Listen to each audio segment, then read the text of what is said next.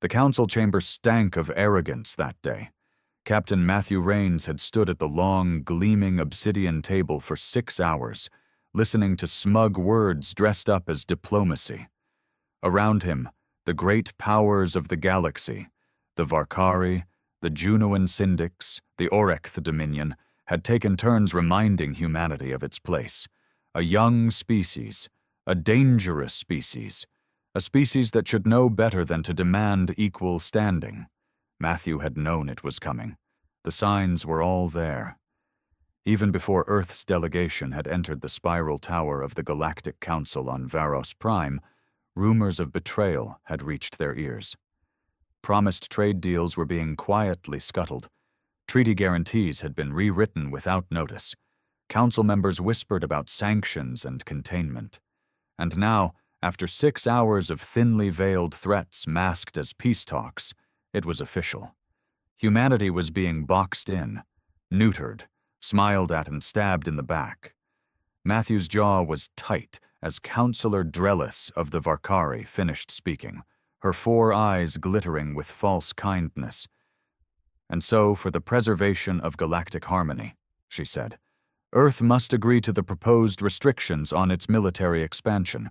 Surely, Captain Rains, you can see this is for the greater good."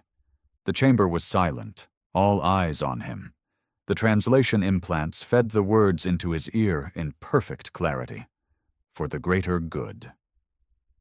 For the greater good of whom? Matthew thought grimly. Certainly not Earth. He rose from his seat slowly, deliberately. Behind him, Ambassador Holt and the rest of the Earth delegation looked pale, their lips tight. They knew what was coming. Matthew didn't bother with the usual courtesy phrases. No flowery acknowledgments, no feigned gratitude for the Council's guidance. He stared at them, the smug faces of the species who had once begged for Earth's help against the Trivar incursions just a decade ago. Back when humanity's fleets had turned the tide, saving 6 core worlds. How quickly gratitude faded. His voice, when it came, was cold steel. "Let me be clear," he said. "Earth will not surrender its right to defend itself. Nor will we accept being treated as a subordinate species in a council where we have bled and sacrificed more than most." Drellis blinked, her smile fading.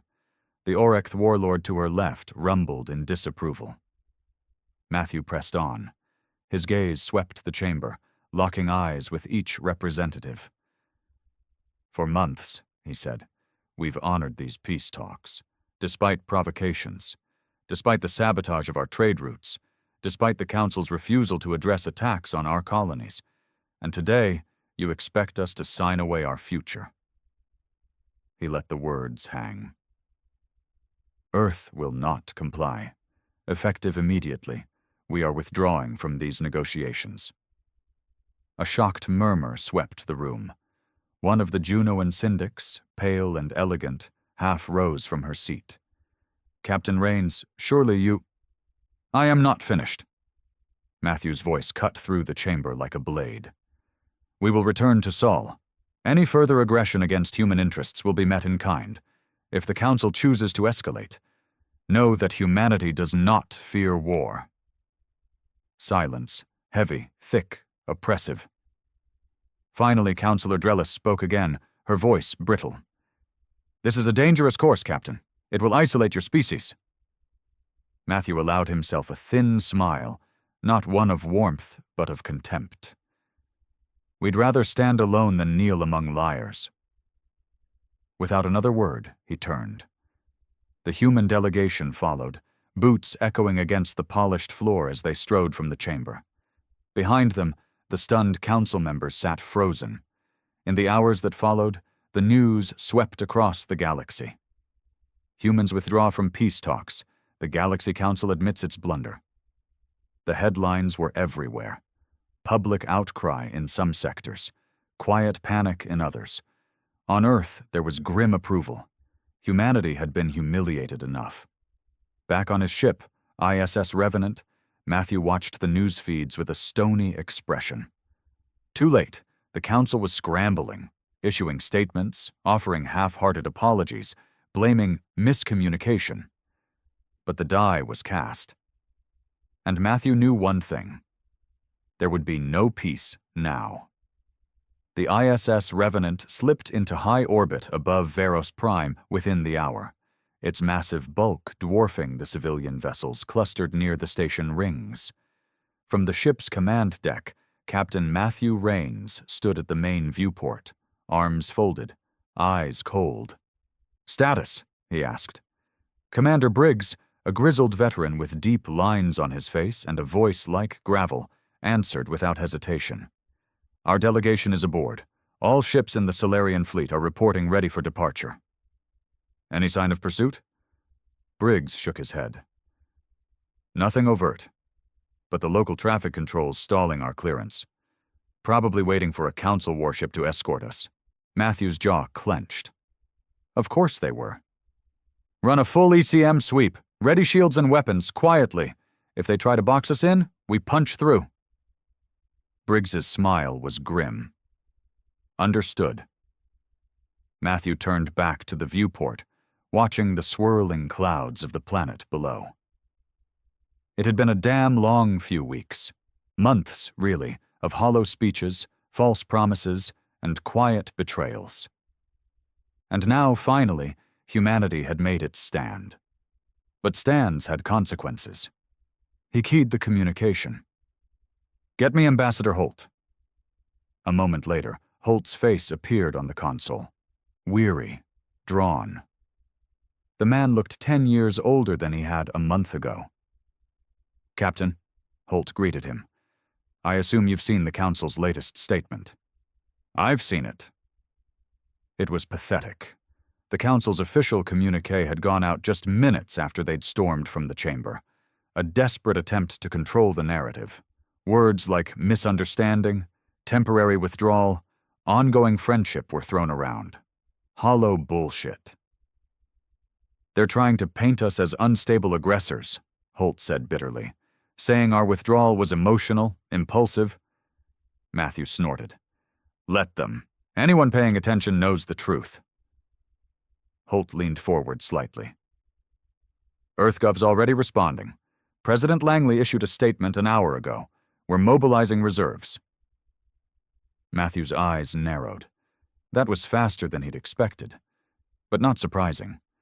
The writing had been on the wall for weeks. The blockade of the Martian trade convoys, the pirate raids in the Tau Ceti colonies that had Council fingerprints all over them.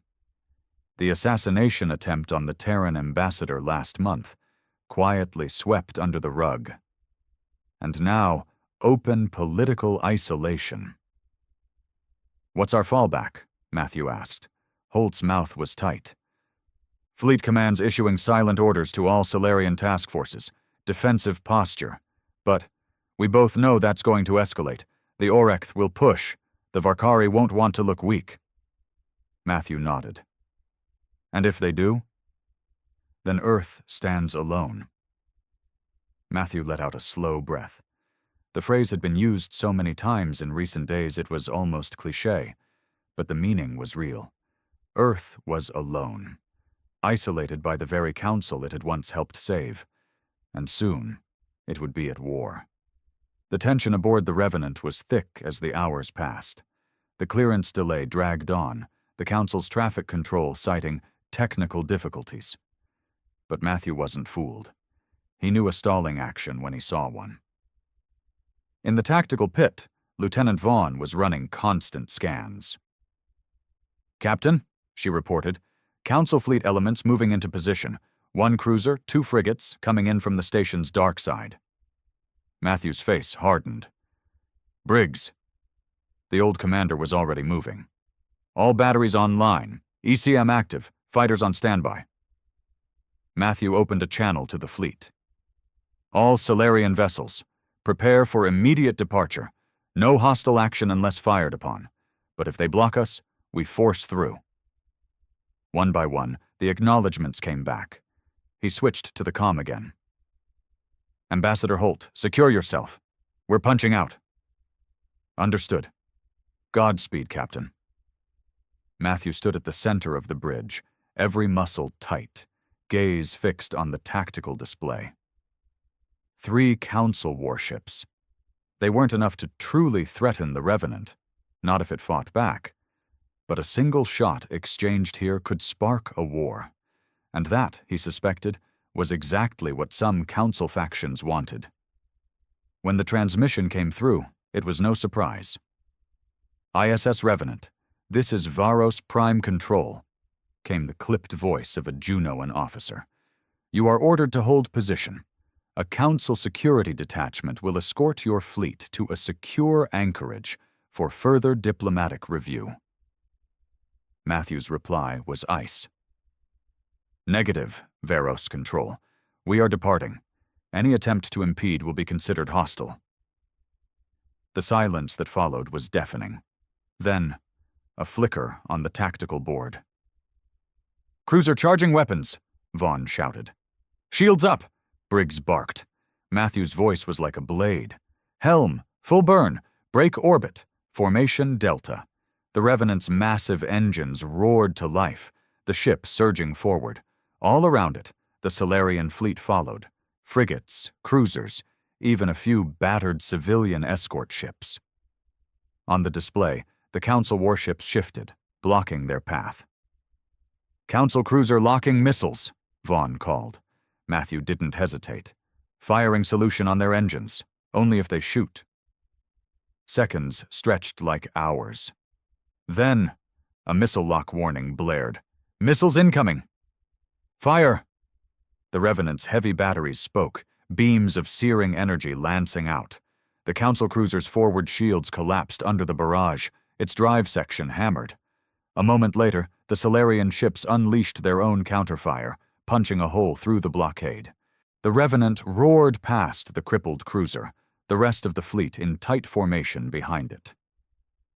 Status? Matthew demanded. Minor shield damage, Briggs reported. No casualties. Council cruiser disabled, no pursuit. Matthew's jaw was tight. Good. Set course for Sol. Max burn. Let's get the hell out of their space. The escape sparked a galactic firestorm. By the time the Revenant reached the Sol Gate 4 days later, the news had already spread. Footage of the Council's blockade attempt and the human fleet's breakout flooded every media channel. Council warships fire on human delegation. Earth Fleet Forces blockade run, casualties averted. Galactic tensions explode after failed peace talks. And, inevitably, humans withdraw from peace talks. The Galaxy Council admits its blunder. It was the phrase that stuck. Across neutral worlds, independent systems, even among Council members themselves, voices of dissent rose. The Council had overplayed its hand. Humanity's withdrawal had exposed their corruption, and the violent blockade attempt only sealed it. But none of that comforted Matthew as the Revenant entered Sol space. War was coming. He met with the Admiralty the next day, a private holoconference with Earthgov and Fleet Command. The faces on the screen were grim. President Langley, Admiral Harrow, Defense Minister Calder. You did the right thing, Captain, Harrow said, voice gruff. If you'd held position, they'd have arrested the delegation or worse. Matthew nodded. I couldn't allow that. Calder spoke next. The Council's fractured. Some factions are already calling for a punitive fleet against us. Others are panicking, but the threat is real. Langley leaned forward. Earth stands alone now, Captain, but we stand, and we'll fight if we must. Matthew's gaze was steady. We will. Later, alone in his quarters aboard the Revenant, Matthew stared out at the familiar stars of Sol. It had happened. The war they'd all feared, all tried to avoid, was now inevitable. And as he sat in the quiet darkness, one thought burned in his mind. They thought they could break us.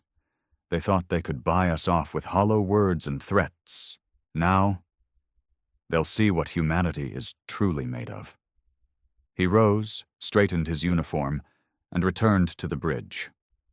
The storm was coming, and Earth would meet it head-on.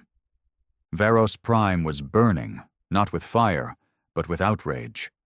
In the council spire, the aftermath of the failed peace talks rippled through every chamber. News feeds showed endless replays of the Revenant's daring breakout, the crippled council cruiser drifting in shame. And now, in the council's inner sanctum, the knives were out. Councillor Drellis sat at the high table, her hands folded with practiced calm, though her inner fury boiled. Around her, the most powerful voices of the galaxy, the Orekth warlords, the Junoan syndics, the Tarkan technarchs, argued in an escalating din. They humiliated us. Warlord Korak of the Orekth slammed a fist down, the heavy table creaking under the blow. A human fleet attacked our ships and fled with impunity. This is war.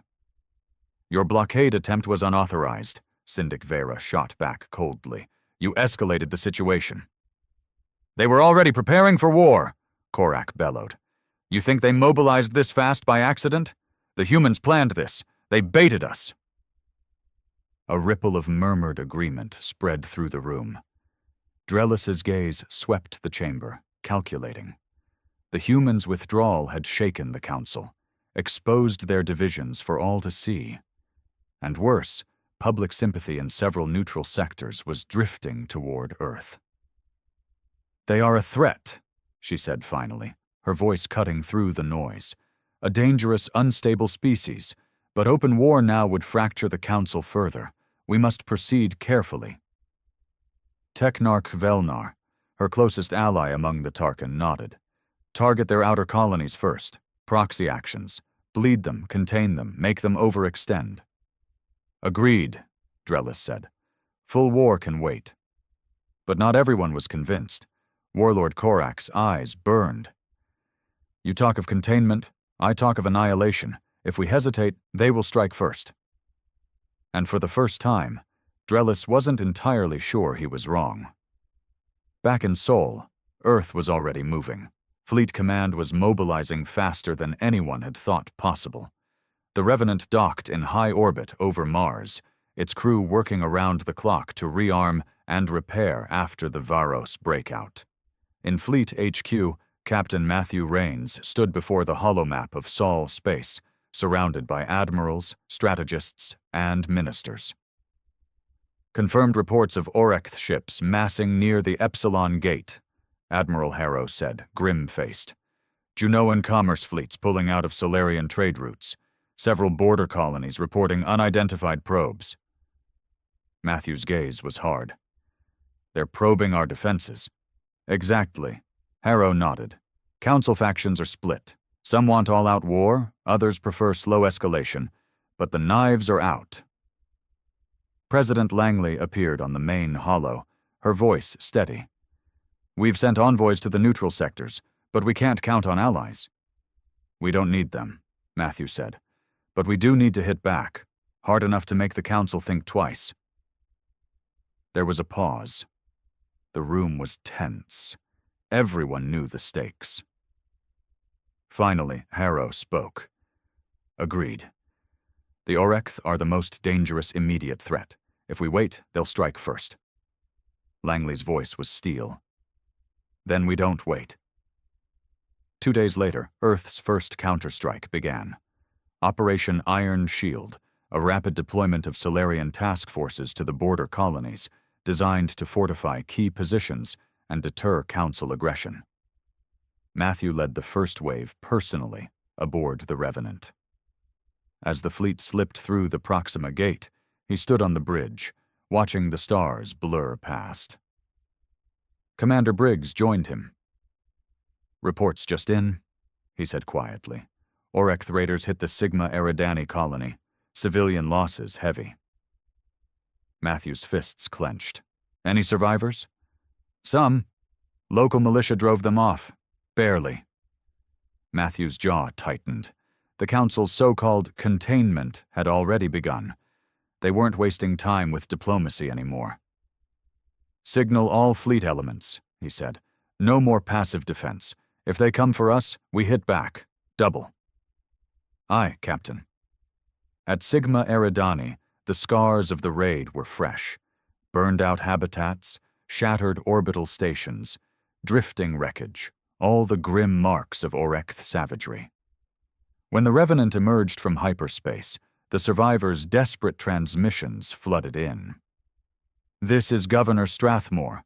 To any Terran fleet. We need aid. They took thousands." Matthew's face was a mask of cold fury. "Deploy relief teams," he ordered. "Full military quarantine, and I want every Orekth ship in this sector hunted down." Commander Briggs hesitated. "That'll escalate things fast, sir." Matthew's voice was low, dangerous. "Good. Let them know Earth won't be a punching bag." The first strike came less than a day later.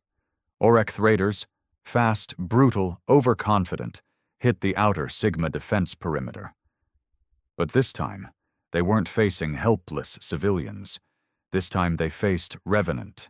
The battle was short and bloody. Matthew stood at the center of the command deck, eyes locked on the tactical display. "Target their engines," he ordered. "No escape." Beams and missiles ripped into the Orekth ships, cutting them apart. The enemy's famed ruthlessness met something colder. Human fury honed by betrayal. When it was over, debris fields drifted where the raiders had been. Briggs exhaled. "They weren't expecting us to fight back this hard." "They will now," Matthew said, "and we're just getting started." The news spread like wildfire. Earth fleet destroys Orekth raiders at Sigma. Human counterstrike raises tensions. Council divided. Neutral worlds. Question Council legitimacy after civilian massacre. Even in the core Council sectors, protests erupted. Civilian populations, weary of endless wars and Council arrogance, began questioning why Earth was being targeted at all. In the Council chambers, panic grew. "This is spiraling out of control," Syndic Vera said bitterly. "Public opinion is turning." "They drew first blood," Warlord Korak snarled. "Now they must pay." Councillor Drellis said nothing for a long moment. Inside, her calculations shifted. The humans were not breaking. If anything, they were uniting. And if the war continued this way, the Council might not survive it. But too much pride, too much blood had already been spilled. There was no going back now. Back aboard the Revenant, Matthew knew it too. As he looked over the latest intelligence reports, he saw the truth written in every line. The Council wouldn't stop. They couldn't afford to. If Earth stood tall, the Council's authority would crumble. Other species would follow. The old order would collapse. And so, they would fight to preserve their power, just as humanity would fight to preserve its freedom. Commander Briggs entered the ready room, face grim. "Message from Fleet Command, sir," he said. "New orders." Matthew glanced at the display, and his eyes narrowed. It was exactly what he'd expected. The Council was massing a joint strike fleet near the Epsilon Gate. Bigger than anything they'd used so far. This wouldn't be another raid. This would be war. Matthew stood slowly, his expression hard. "Signal the fleet," he said quietly. "Prepare for full combat operations." Briggs nodded once. "Aye, Captain." As the door closed behind him, Matthew looked out at the stars. They'd tried to box Earth in, tried to break its spirit with arrogance and lies. But now, they'd pushed too far. And humanity had nothing left to lose. The Epsilon Gate loomed ahead, a vast ring of ancient alien metal, pulsing with faint light against the darkness of space. Beyond it lay the contested sectors, and the Council's assembled strike fleet. From the Revenant's bridge, Captain Matthew Rains watched the tactical map update with every passing second. "Enemy fleet composition?" he asked, voice steady. Lieutenant Vaughn answered crisply. 1 Varkari battlecruiser, 2 Orekth assault carriers, 4 Junoan heavy frigates, and support elements, Estimated total, 27 ships. A formidable force, not overwhelming, but carefully chosen to test Earth's resolve. Commander Briggs leaned in. They're not here to negotiate. No, Matthew agreed. They're here to bleed us. But they would find Earth ready. Operation Iron Shield had mobilized faster than anyone on the Council expected. Within hours of the Sigma Eridani battle, human fleets across the border sectors had shifted into full combat posture. Now, at Epsilon, the Solarian 5th and 6th fleets, nearly 40 warships under Matthew's command, waited in silence. Status of the fleet? Matthew asked. All ships holding position, Vaughn reported. Weapons hot. Crews on full alert. Matthew looked out over his crew, hardened men and women, veterans of endless brush wars and pirate hunts. Now, facing the most powerful military alliance in the galaxy, they stood without flinching. Open fleet-wide channel, he ordered. A soft chime confirmed the link. Matthew spoke, his voice carrying across the void to every ship. This is Captain Rains. You all know why we're here. The Council chose this path. They thought we'd back down, that Earth would kneel. He paused, letting the words settle. But today, we show them what it means to stand. We fight not for conquest, but for survival. For every colony they burned, every life they took, we fight because no one else will defend us. Another pause. Then cold steel. We fight, and we will win. The enemy fleet emerged minutes later, engines flaring as they dropped from hyperspace. Council fleet entering combat range, Vaughn called. No hails, no attempt at communication. Of course not. The Council had already committed to this fight. Diplomacy was dead. Target priority? Briggs asked quietly. Matthew's eyes locked on the display. Varkari battlecruiser first, break their spear, then roll up the flanks. He straightened, every muscle coiled. Sound general quarters, all hands, battle stations. A deep klaxon echoed through the Revenant, followed by the tense hum of a ship preparing for war. The first shots came from the Council side, bright lances of plasma streaking toward the human lines. Enemy opening fire, Vaughn confirmed. No holding back. Matthew's jaw tightened. Return fire, all batteries. The Revenant's heavy cannons boomed, energy beams ripping through the void. Across the line, Earth's ships unleashed a disciplined counter-volley. Within moments, the space around the Epsilon gate became a maelstrom, shields flaring, ships maneuvering at breakneck speed. Matthew moved through the bridge, issuing rapid orders. Frigates, screening formation. Keep the Orekth bombers off our heavies. Vaughn, track Junoan flanking elements. I want firing solutions ready. Briggs, time our main salvo for when that battlecruiser's shields cycle. The battle unfolded fast. The Varkari battlecruiser drove straight into the heart of the human formation, turrets blazing. Around it, the Orekth carriers launched wave after wave of fighters, fast, agile, deadly. But the humans were ready. Solarian destroyers swept in, flak cannons shredding incoming bombers. Frigates lured Junoan ships into crossfire traps, hammering them with massed volleys. And at the center, Revenant led the charge. Main batteries, full power, Matthew ordered. Target their shield nodes. Massive beams lanced out, slamming into the Varkari ship. Its shields rippled, staggered, then faltered. Direct hit, Vaughn called. Enemy shields down. Finish it, Matthew said coldly. A coordinated salvo from 3 human cruisers struck home, tearing through the battlecruiser's armor.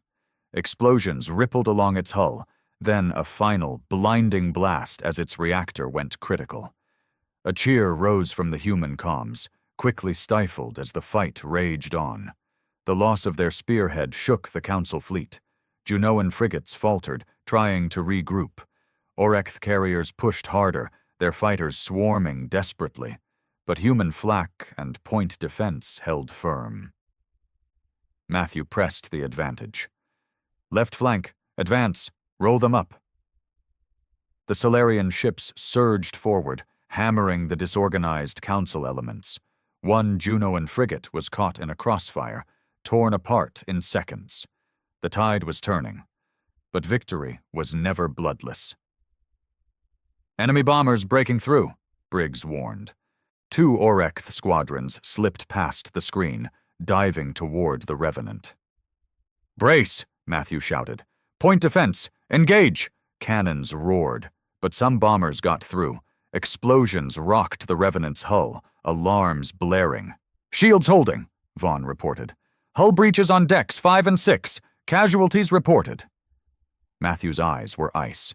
Damage control. Maintain fire. The battle dragged on for another hour. Brutal, relentless.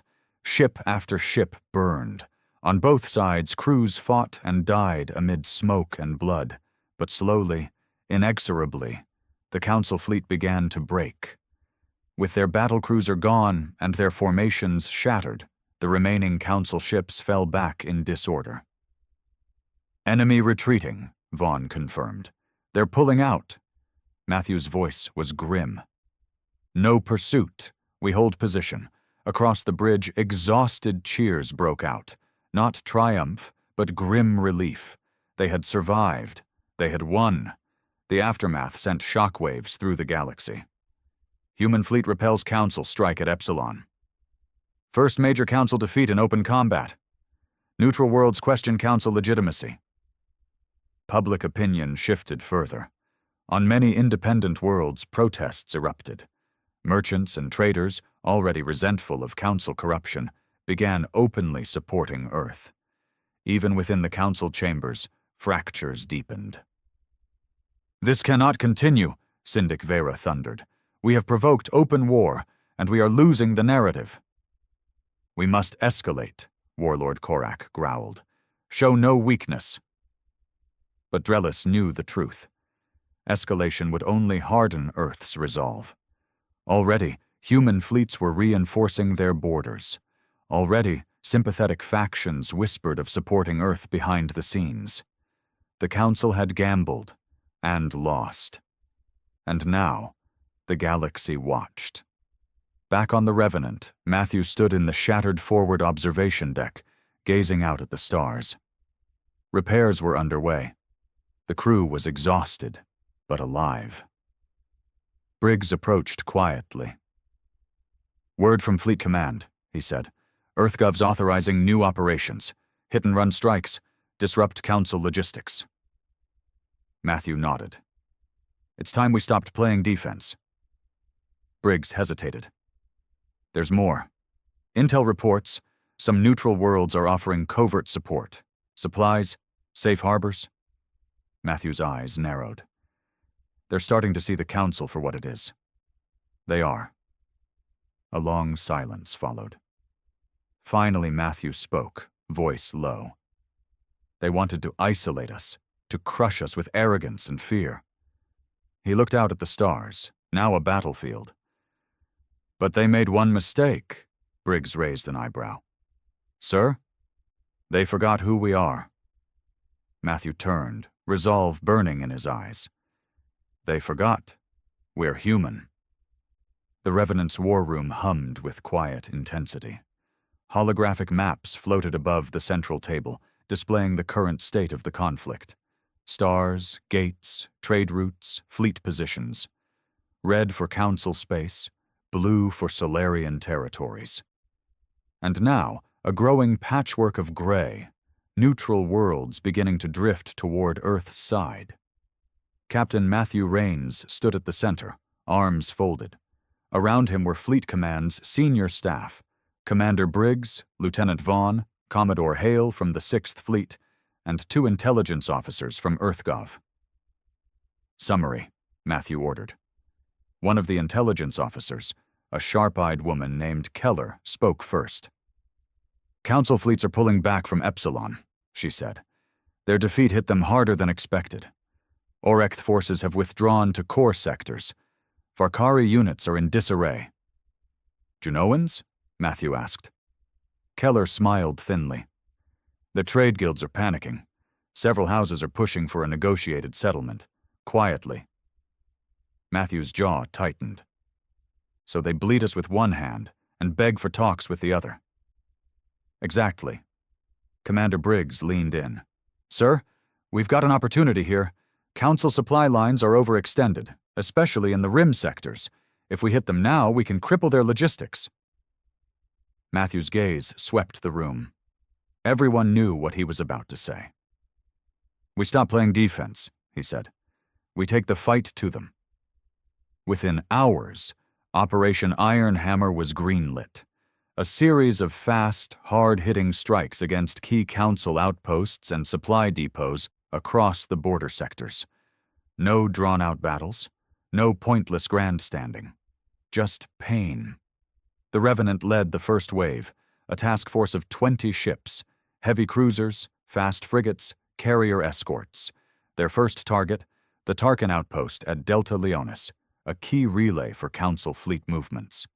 They hit the station at dawn. Emerging from hyperspace under full stealth, the human task force caught the defenders completely off guard. Enemy sensors delayed.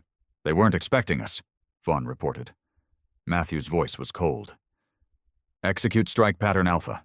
Beams and torpedoes slammed into the Tarkin defenses. Within minutes, the outpost's shield grid collapsed. Council ships scrambled to respond. Too late. Human boarding teams stormed the station, capturing key systems before the defenders could even regroup. The entire operation took less than 2 hours. By the time the Council reinforcements arrived, the human fleet was gone, leaving a smoking ruin behind. The message was clear. Earth was no longer on the back foot. And across the galaxy, neutral worlds took notice. At Veros Prime, panic gripped the Council chambers. Councillor Drellis watched the latest reports with a sinking heart. Delta Leonis outpost destroyed. No Council survivors. Human fleets executing deep strikes across border sectors. Neutral world of Thesser declares non-alignment, refuses Council fleet entry. It was unraveling faster than she'd feared. This is madness, Syndic Vera snapped. We should have contained them when we had the chance. And now, Warlord Korak growled, now they spit in our faces. The Council was divided. The Hawks demanded escalation, full mobilization, total war. The pragmatists saw the truth. The longer the conflict dragged on, the more sympathy Earth gained. And beneath it all, a deeper fear that Earth's defiance would inspire others. Drellis spoke at last. We underestimated them, she said. Now we must decide. Do we risk total war or find a way out? No one answered, because there was no easy way out. Meanwhile, Matthew's fleet struck again. Corin's Reach, a key fuel depot for Council fleets. Tassari Gate, a relay station controlling hyperspace routes. Orekth Forward Base at Gamma Triangulae, annihilated in a single night raid. Each success emboldened Earth's allies. On distant neutral worlds, old hatreds of the Council stirred. Messages began to reach EarthGov through back channels. Free traders of Helion offer supplies. Independent warlords in the rim sectors seeking alliance. Several neutral planets refusing Council conscription orders.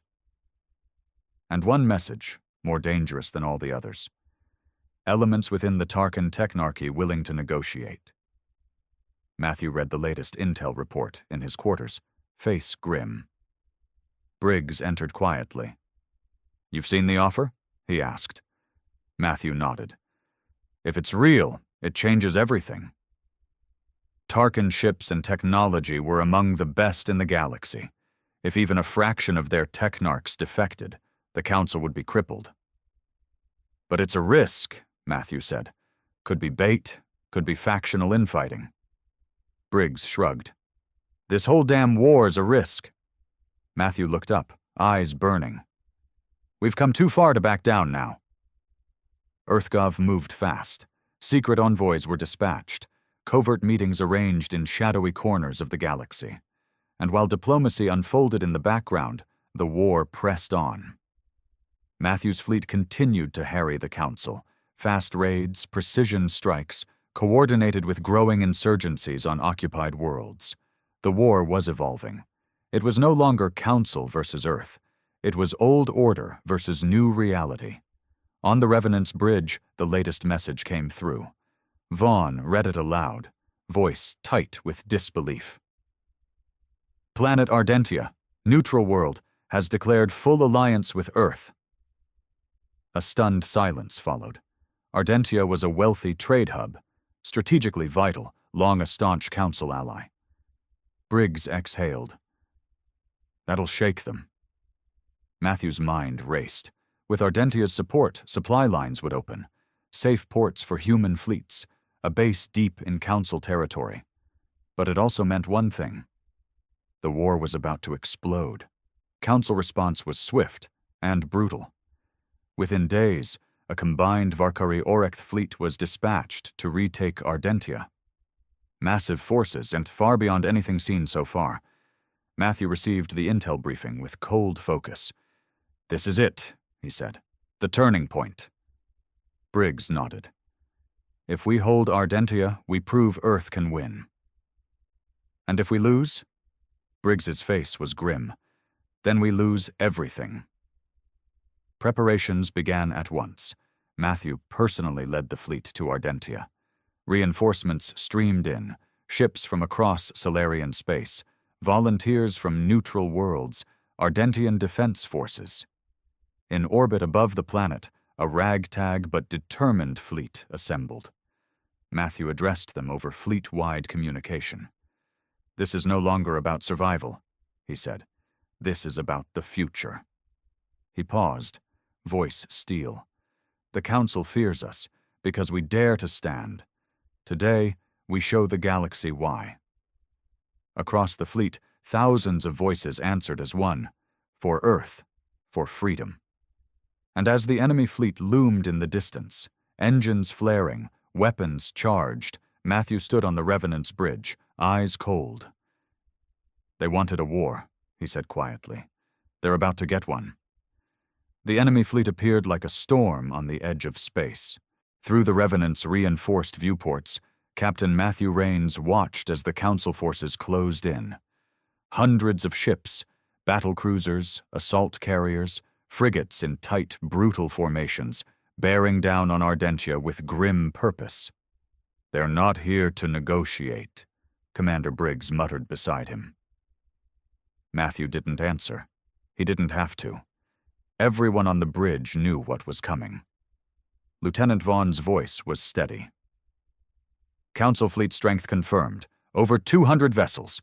Primary elements, Varkari heavy cruisers, Orekth assault wings, Juno and Dreadnought support."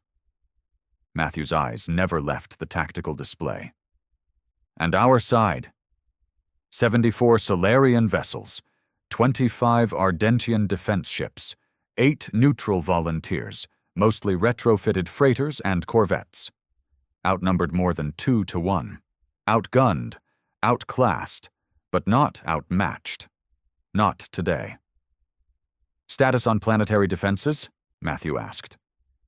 "Ardentia's orbital platforms are active, anti-ship batteries online, surface-to-orbit cannons on full charge," Vaughn reported. "They're ready." Matthew allowed a tight nod.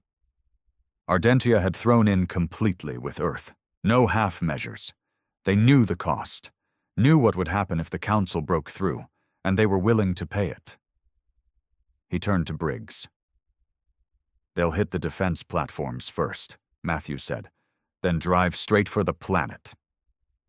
Briggs nodded grimly. "Standard shock assault, overwhelming force, orbital bombardment, mop up survivors." Matthew's voice was steel. "We don't let them get that far." The plan was simple, brutal. Hit them first. Hard, fast. Break their spear. The Revenant would lead a strike force aimed at the heart of the Council formation, the Varkari command ships. Cut off the head, and the body would flail. It was suicide on paper. but it was the only chance they had. Matthew keyed the comms. Fleet-wide channel. A soft chime. "This is Captain Rains," he said. "You see what's coming. You know what's at stake. Today, Earth doesn't stand alone. Today, Ardentius stands with us. Free men and women, not council slaves." He paused, voice low and cold. "They want us broken. They want us afraid." He looked around at his crew, every face steady. "Let's show them what they should fear." The fleets closed the distance. Matthew stood at the center of the Revenant's bridge, hands clasped behind his back, as the first shots were fired. Long-range railguns from Ardentia's platforms opened up, slamming into the leading council ships. Explosions blossomed in the black. 1, 2 Varkari frigates crippled. The council responded with a wall of plasma and missiles. Energy beams slashed across the void. The battle had begun. "Formations Alpha through Delta. Engage," Matthew ordered. The Solarian ships surged forward, engines flaring, weapons hot. The Revenant led the spearhead, flanked by the heavy cruisers Aegis and Hammerfall, with squadrons of destroyers screening ahead. Matthew's target was clear. The Varkari command carrier Zerathul, at the center of the enemy lines. "Punch a hole," Matthew said. The clash was brutal. Council fighters swarmed like hornets, weaving between the massive ships. Human flak cannons filled space with deadly fire, carving through the attackers. Explosions tore through the blackness. Ships burned, shattered, drifted. On the Revenant, damage alarms howled. "Shields at 70%, Vaughn called.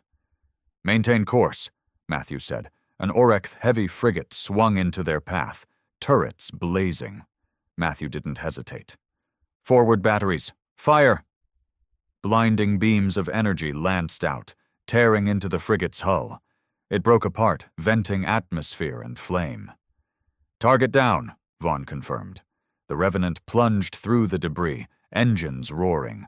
Ahead, the Zerathul loomed. Briggs leaned close. "We're in deep, council reinforcements moving to intercept." "We don't stop," Matthew said.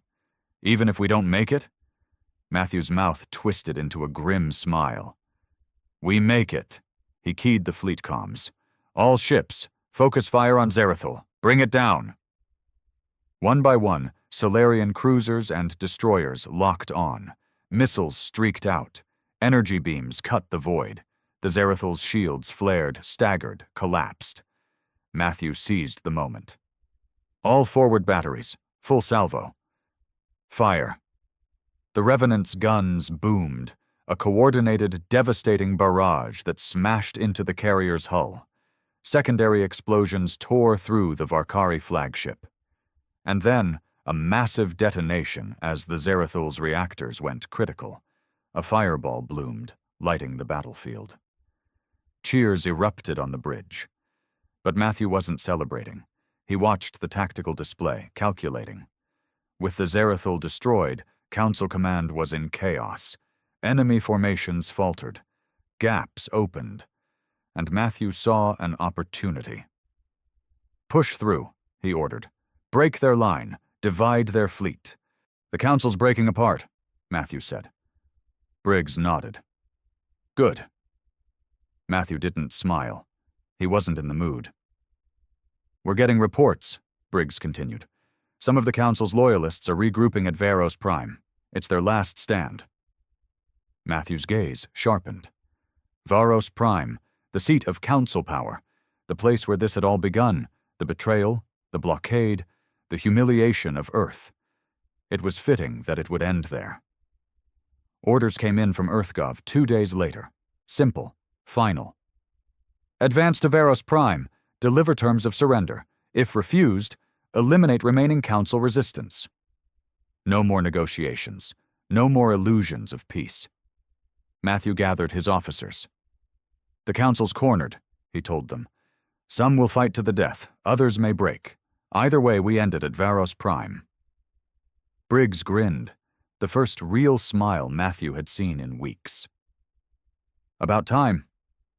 The fleet moved with precision, bypassing scattered Council loyalist forces, hammering supply lines, sowing chaos. Everywhere they went, they left a message.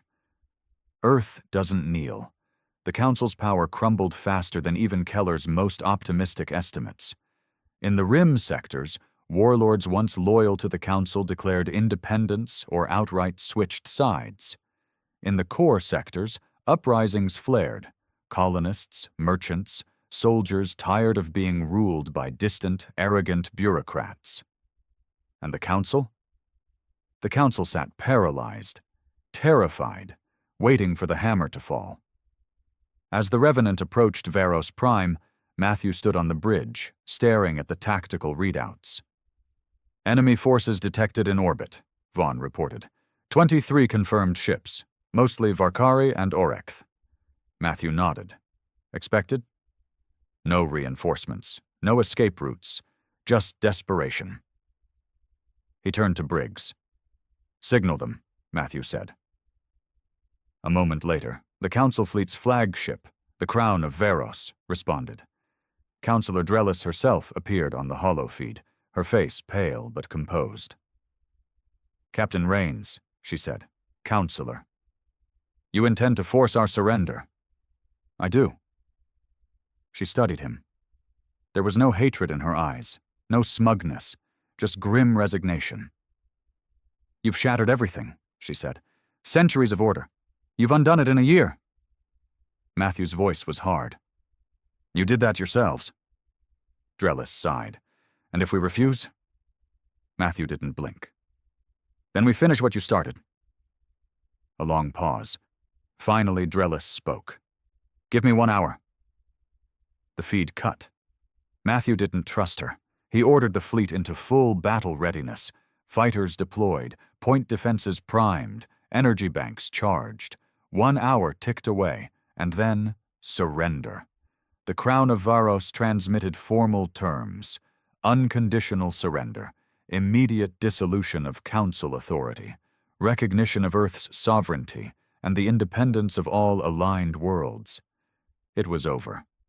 Matthew stood at the head of the landing party as shuttles descended to Varos Prime. They touched down outside the Council spire, once a gleaming symbol of authority, now cracked and scarred by riots and sabotage. Drellis waited on the steps. She handed over the surrender documents without ceremony. Matthew signed them with a pen that felt heavier than it should have. And just like that, centuries of galactic order ended. The news spread across the stars. Council surrenders. Earth declares victory. New era begins. Council dissolved after crushing defeat. Varos Prime falls. Humanity's stand reshapes the galaxy. Later, aboard the Revenant, Matthew sat in his quarters, staring out at the starfield. Briggs entered quietly. It's done, Briggs said. Matthew didn't answer. Victory was supposed to feel better than this. He thought of the names, the crews lost, the civilians massacred, the worlds burned. The Council had paid for its arrogance, but at a cost. Briggs handed him a datapad. New orders from EarthGov. Matthew read them. A new galactic charter, human-led, built not on lies and intimidation, but on sovereignty and strength. A better future, maybe, if they were strong enough to hold it. Matthew set the pad down and stood. Signal the fleet, he said. Prepare for departure. We've got work to do. Briggs smiled grimly. Always. As the Revenant turned away from Varos Prime, Matthew looked out at the galaxy, battered, broken, but still burning with life. They hadn't fought for glory. They hadn't fought for conquest. They fought because no one else would. And now, the stars were theirs. Peace was a strange thing. It didn't come with banners or parades. It came with silence. Captain Matthew Rains stood alone on the Revenant's observation deck, watching the stars drift past. The war was over, officially. The Council was gone. Its remaining warlords either in hiding, dead, or scrambling to buy favor with the new order. And Earth? Earth stood at the center of it all. Victor. And now, ruler. The council's breaking apart, Matthew said. Briggs nodded. Good. Matthew didn't smile. He wasn't in the mood. We're getting reports, Briggs continued. Some of the council's loyalists are regrouping at Varos Prime. It's their last stand. Matthew's gaze sharpened. Varos Prime, the seat of council power, the place where this had all begun, the betrayal, the blockade, the humiliation of Earth. It was fitting that it would end there. Orders came in from EarthGov 2 days later. Simple, final. Advance to Varos Prime, deliver terms of surrender. If refused, eliminate remaining council resistance. No more negotiations, no more illusions of peace. Matthew gathered his officers. The council's cornered, he told them. Some will fight to the death, others may break. Either way, we end it at Varos Prime. Briggs grinned, the first real smile Matthew had seen in weeks. About time. The fleet moved with precision, bypassing scattered council loyalist forces, hammering supply lines, sowing chaos. Everywhere they went, they left a message. Earth doesn't kneel. The council's power crumbled faster than even Keller's most optimistic estimates. In the rim sectors, warlords once loyal to the council declared independence or outright switched sides. In the core sectors, uprisings flared. Colonists, merchants, soldiers tired of being ruled by distant, arrogant bureaucrats. And the council? The council sat paralyzed, terrified, waiting for the hammer to fall. As the Revenant approached Varos Prime, Matthew stood on the bridge, staring at the tactical readouts. Enemy forces detected in orbit, Vaughn reported. 23 confirmed ships, mostly Varkari and Orekth. Matthew nodded. Expected? No reinforcements, no escape routes, just desperation. He turned to Briggs. Signal them, Matthew said. A moment later, the Council fleet's flagship, the Crown of Varos, responded. Councillor Drellis herself appeared on the holofeed, her face pale but composed. Captain Rains, she said, Councillor. You intend to force our surrender? I do. She studied him. There was no hatred in her eyes, no smugness, just grim resignation. You've shattered everything, she said. Centuries of order. You've undone it in a year. Matthew's voice was hard. You did that yourselves. Drellis sighed. And if we refuse? Matthew didn't blink. Then we finish what you started. A long pause. Finally, Drellis spoke. Give me 1 hour.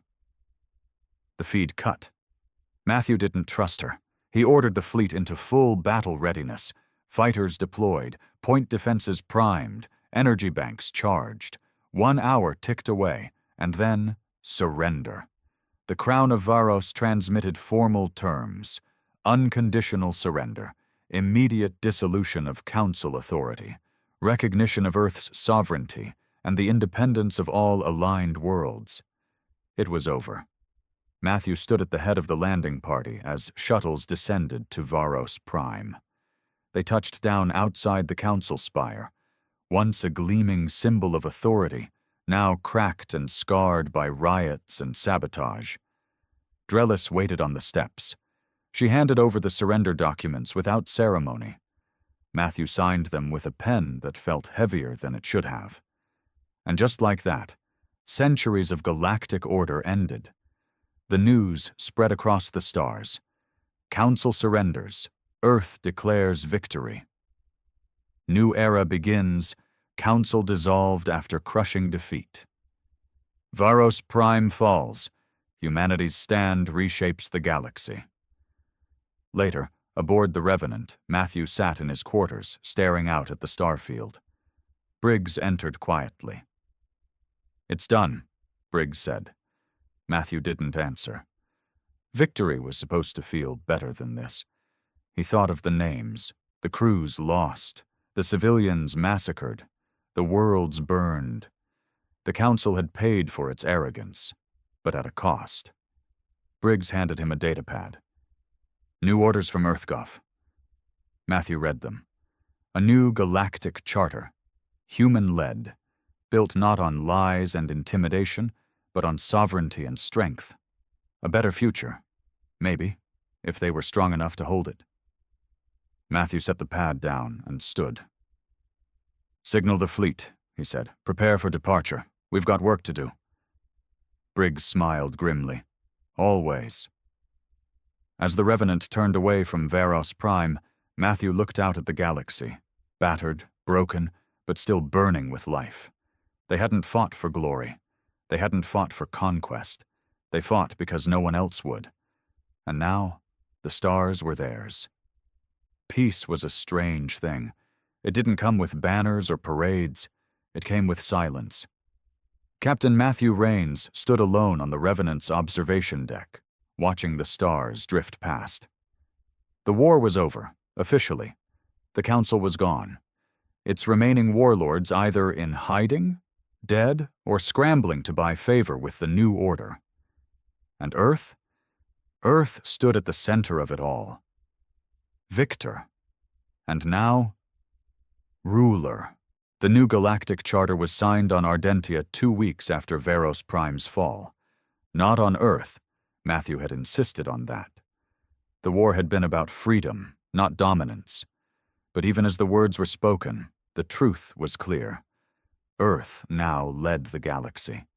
The surviving Council worlds, what few dared to resist, had no choice but to recognize it. One by one, neutral factions joined the new alliance. Trade flowed again.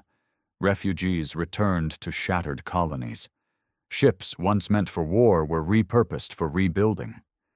And yet, peace was not the same as safety. Matthew leaned against the viewport, arms folded. Briggs entered, quiet as ever. The new Alliance Council is meeting tomorrow, Briggs said. They want you there. Matthew snorted. Politicians. Briggs smiled faintly. They'd call you a politician now. God help us. But duty was duty. The next day, Matthew sat in the grand chamber of Ardentia's rebuilt capital, a room that had once hosted trade guilds and merchant princes, now filled with weary soldiers, diplomats, and leaders from across the stars. At the head of the table sat President Langley, re-elected in a landslide after the victory. She looked older, harder, like them all. Captain Rains, she greeted as he entered. Glad you came. I go where I'm ordered. Langley smiled thinly. No one orders you anymore, Matthew. Not really. He said nothing. The meeting was brief and brutal. Earth would lead the new alliance. A council of worlds would advise. But final authority rested with EarthGov. There were too many fractures, too much instability to risk otherwise. Langley put it plainly. If we don't lead, the chaos will. Few objected. Most were relieved. Better Earth than another council, they reasoned. But Matthew felt the weight of it settle on his shoulders. Victory had a cost. Now they had to live with it. After the meeting, Keller, the sharp-eyed intelligence officer, pulled Matthew aside. There's something you should see, she said, handing him a datapad. He read it in silence. Council loyalists regrouping in the rim sectors, black market arms trades, rumors of a new coalition forming, warlords, pirates, ex-council remnants. It wasn't over. It would never be over. Back aboard the Revenant, Matthew called his officers together. The galaxy's changing, he told them. We won the war, but peace won't hold itself. Briggs nodded. We'll hunt them. Matthew's gaze swept the room. Number we build first. Rebuild the colonies. Protect the free worlds. Show them that Earth can lead without becoming what we fought against. A long silence. Then Briggs spoke. And when the next war comes, Matthew's voice was ice. Then we'll be ready. Months passed. Earth-led patrols secured trade routes. New defense pacts were signed. Worlds that had once feared humanity now sent envoys and requests for protection. The Revenant became a symbol, the ship that had led Earth to victory. But Matthew kept his crew sharp, because the shadows were growing again. One cold morning, a coded transmission reached the Revenant. Priority, Captain Rains only. Matthew read it alone in his quarters. Pirate fleet sighted near the outer colonies, multiple ex-council warlords among them. Intelligence suggested a new alliance, the seeds of another war. He set the pad down and stared at the stars. Later, Briggs joined him. "You saw the report," Matthew nodded. "It starts again." Briggs shrugged. "It never stopped." A long pause. Matthew turned to the viewport. "I've been asked to step down," he said quietly. Briggs blinked. "What?" "The Alliance Council wants to normalize things, put politicians in command." Briggs swore. "They're fools." Matthew's mouth twitched, not quite a smile. "It was always going to happen. Peace breeds complacency." He looked Briggs in the eye. "But we're not stepping down." Briggs grinned. "Good." The next day, Matthew addressed his crew. "We fought for freedom," he said. "Not for power, and we'll keep fighting, to protect it." The cheers were quiet, hard. These were not men and women seeking glory. They were survivors, and they knew. The storm would come again. Weeks later, the Revenant launched on a new mission. Not a parade, not a tour. A hunt, into the rim sectors where old enemies gathered, where the next war brewed. Matthew stood on the bridge as the stars shifted. Briggs approached. "Same fight, new battlefield." Matthew nodded. "They thought they could break us," he said softly. "They thought wrong." As the Revenant vanished into the black, the galaxy held its breath. A fragile peace hung over the stars. But beneath it, fires smoldered. And when the next war came, as it always would, Earth would be ready. Because some men never stopped fighting. Not for power, not for glory, but because the fight never truly ends